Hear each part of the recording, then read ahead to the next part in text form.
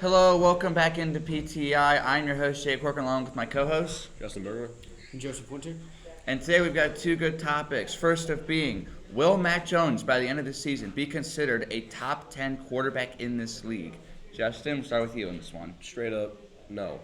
The New England Patriots made minimal offseason moves. Another questionable draft from Bill Belichick. I don't think any of us heard of Cole Strange in the first round out of Chattanooga. Really strange pick for Cole Strange. Offensive line didn't get much better. Receiving core has been declining for the last really 4 or 5 years, and that's one of the reasons why Brady left. You know, if Jacoby Myers is your wide receiver one who hasn't has caught one touchdown his first 3 years as a receiver, you're gonna have some problems. Mac Jones is not mobile, doesn't have a great pocket presence. He has some accuracy, but he went to Bama. When you go to Bama, you don't really have to show off much accuracy. So, hasn't really needed to show much to prove himself in this league. He has one of the best coaches in the league behind him, so there really isn't much there to help him improve. Jojo? I can't fathom that.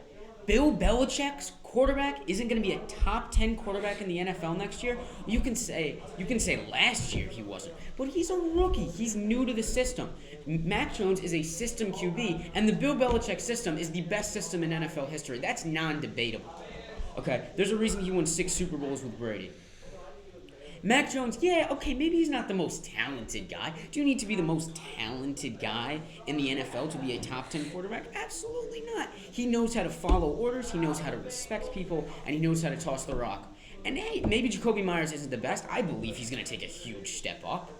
I think Jacoby Myers is a legit wide receiver. He's got some speed, he's got some hands. So what, he hasn't caught a touchdown. He's going to be the number one option. He really was never the number one option on a team before. That's so much pressure to put on a relatively young wide receiver. I think this year he's going to take a step up. He's going to flood into that role. I could see him taking a huge leap this year also. Okay, so you basically just said that because Mac Jones is obedient, he can be good, and that you don't need touchdowns to win games, which are both false. That's not false. That you don't need touchdowns. You don't need touchdowns. No, I never said you didn't need touchdowns. I never said that. Never if said your that. wide receiver, you implied it, but I never implied that. If your wide receiver one can't score touchdowns, you're gonna have. I never said he couldn't issue. score touchdowns. Never Well, said that. he's I kinda shown that in his first year, I hasn't said he? that he was going to take a huge leap so that he can score touchdowns. That's an argument for another day. But just like Mac Jones specifically, because he's obedient and can follow rules from his dad, Bill Belichick, it doesn't really mean much, all right? That's totally not true. Totally untrue. Really? One of the most blasphemous statements I've ever heard. A quarterback that can follow orders to one of the smartest football minds we've ever seen is not going to be top 10? He's less athleticism and talent than Kirk Cousins. How is he going to do anything, bro? Because Kirk Cousins isn't getting coached by Bill Belichick. Kirk Cousins can coach himself better than Mac Jones, bro. Mac Jones doesn't need, Mac Jones needs more talent to do well in this league. I know he's a system quarterback, like you said. Bill Belichick's system has worked for decades now, but you want to know why it's worked? He has the GOAT as his quarterback. We've seen 2 or 3 seasons that Bill Belichick is not a Tom Brady. Where has he gone? Nowhere. No, that's a weak argument. Bill Belichick, when he was with Parcells, he did fantastic. You can't just dismiss Belichick because Brady won 1 chip. And by the way, where are the Bucs right now? They're not in Super Bowl contention, I don't think. I would think so. No, they only won a championship about just 2 years ago and made the playoffs each year when he was there. 2 years ago. It's completely different landscape in the NFL. Tom Brady went in there, but a franchise from Tampa Bay he brought them from irrelevance to a Super Bowl. Irrelevancy. With Chris Godwin and Mike Evans on the With team? Jameis Winston, the turnover machine, yeah.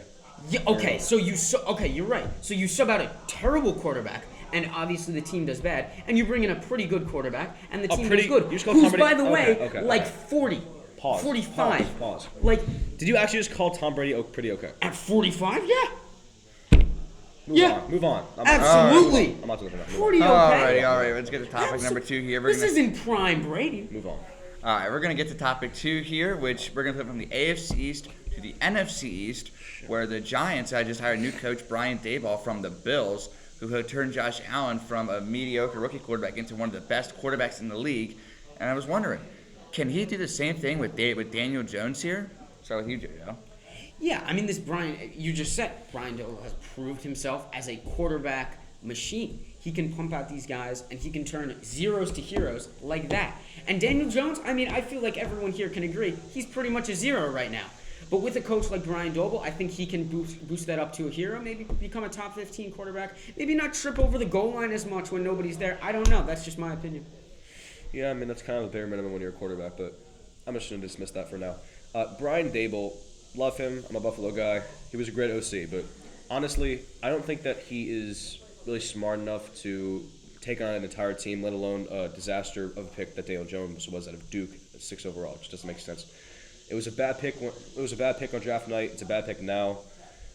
He has some mobility. He's shown some flashes. Don't get me wrong. He has a pretty good arm, but accuracy is not there. Ball security is not there. Football IQ is just frankly not there. And honestly, I feel like his morale has gone way down since the last 2 years, since just because of the level of success has just declined massively since college. So Daniel Jones is not really a guy I have a lot of faith in. And honestly, Josh Allen's leap was more due to him working in the offseason alone with trainers rather than just Brian Dable scheming him to get better. Joe, your response? Okay, you can't just completely say that. Oh, he was working with trainers, so he's gonna be this much better. Josh Allen went from literally a 0 to a hero. Daniel Jones is a guy that you literally admitted it. You said he has shown flashes.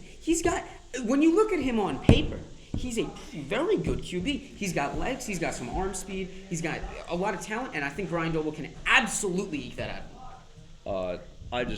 Really quickly to end the show, I'm just going to say that, look, Josh Allen showed flashes before too, and he took the leap, but just the difference between those two guys is that Josh Allen has more of an intensity and more of a drive to win than Daniel Jones ever has or ever will have.